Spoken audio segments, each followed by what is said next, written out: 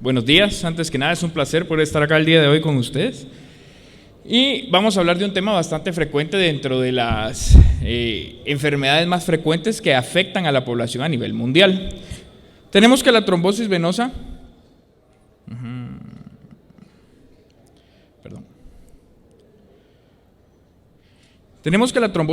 es una de las enfermedades más frecuentes que afectan a la población mundial, dado que afecta entre el 2.5 al 5% de la población en algún momento de su vida útil o de su vida como trabajadores. Tiene una incidencia estimada anual a nivel mundial de un caso por cada 1,000 personas vivas. De todos los casos, generalmente 2/3 no se llegan a diagnosticar de forma oportuna, sino que ya se llegan a diagnosticar de forma tardía. Y a nivel mundial presenta una relación de 3 mujeres por cada hombre que presenta una trombosis. Con todos estos datos nos llegó la incertidumbre de dónde estábamos parados como unidad de referencia de trauma en la situación de la trombosis venosa. Entonces, tenemos de que dentro de la fisiopatología de la trombosis venosa se encuentra la triada de Virchow, descrita ya desde el siglo XVIII, en la cual tenemos 3 componentes que se asocian para formar una trombosis venosa, en la cual tenemos la trombofilia, que es un estado protrombótico en el cual nuestros pacientes, al ser pacientes de trauma, se encontraban con factores de complemento elevados, con presencia de exposición de colágeno, dentro de otros factores que los predisponen a tener un proceso trombótico. Asimismo, tenemos las lesiones endoteliales, tanto directas como indirectas, y por último la éstasis venosa, secundaria a choques hipovolémicos, la utilización de órtesis de inmovilización o el simple hecho de que son pacientes que suelen necesitar o requerir dentro de sus casos tener una inmovilización bastante prolongada. Entonces, dentro del protocolo institucional del ICS se nos indica de que debemos utilizar la escala de riesgo según Wells, en la cual se estadifican a los pacientes como bajo, mediano y alto riesgo en la probabilidad de desarrollar una trombosis venosa respecto a múltiples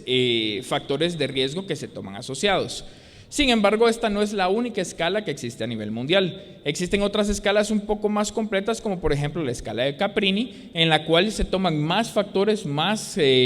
conceptos a tomar en cuenta para determinar el riesgo que puede llegar a presentar un paciente. Por ejemplo, la escala de Caprini, que fue la utilizada para realizar la comparación de nuestros pacientes y la estadificación de los pacientes dentro de esta investigación,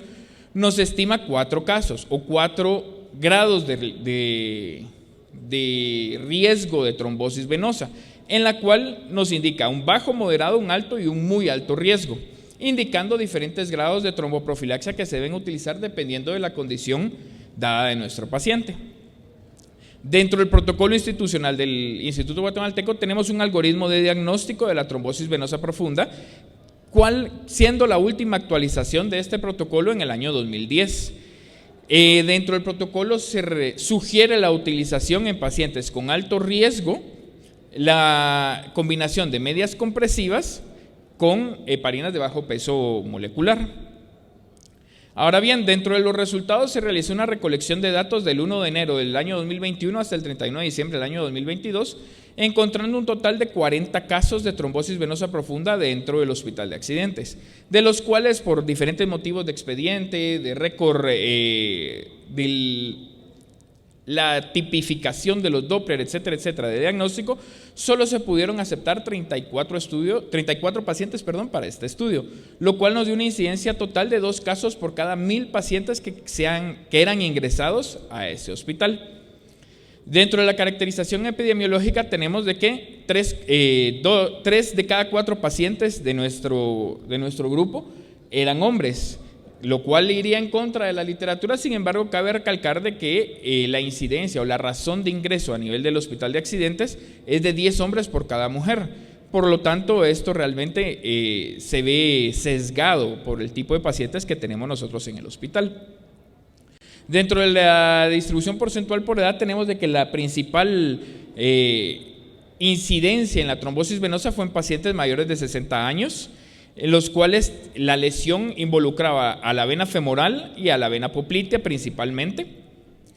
siendo el tiempo de evolución, si nos damos cuenta, una evolución tardía desde el momento de inicio de los síntomas hasta el momento en el que se realizaba el diagnóstico, podemos darnos cuenta de que casi la mitad de los pacientes de nuestro estudio se tardó más de un mes el llegar al diagnóstico de la trombosis venosa profunda. Se consideraba que el edema podía ser secundario al propio trauma, a la inmovilización o a múltiples otros factores, dejando relegada, por decirlo de esa manera, el diagnóstico de la trombosis hasta que ya era una lesión tardía.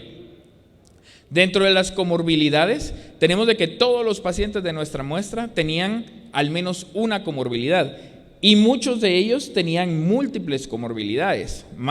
Aproximadamente la mitad de todos nuestros pacientes que desarrollaron trombosis se encontraban asociados a una fractura de hueso largo, en este caso predominantemente el fémur. Dentro de los factores de riesgo, según la escala de Caprini, tenemos que 3 de cada 4 pacientes que ingresaron ya ingresaban al hospital con un riesgo o una estadificación de riesgo alta,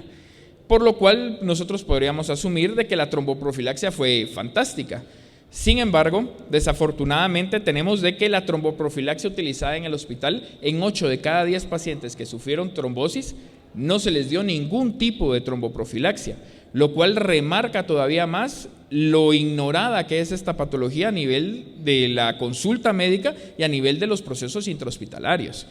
Los pacientes que sí recibieron la tromboprofilaxia se basaron básicamente a administrarles heparinas de bajo peso molecular, en este caso enoxaparina.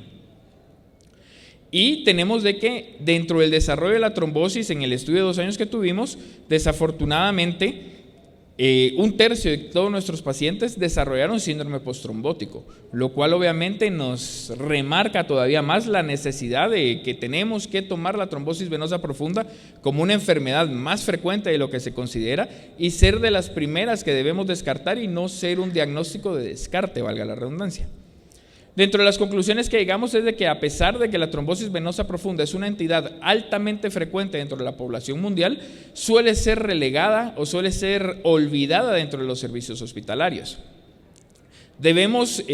respetar e implementar los protocolos hospitalarios, dado de que a pesar de que nuestro instituto, a pesar de que nuestro hospital tiene un protocolo diseñado precisamente para administrar tromboprofilaxia, no se realiza dentro de las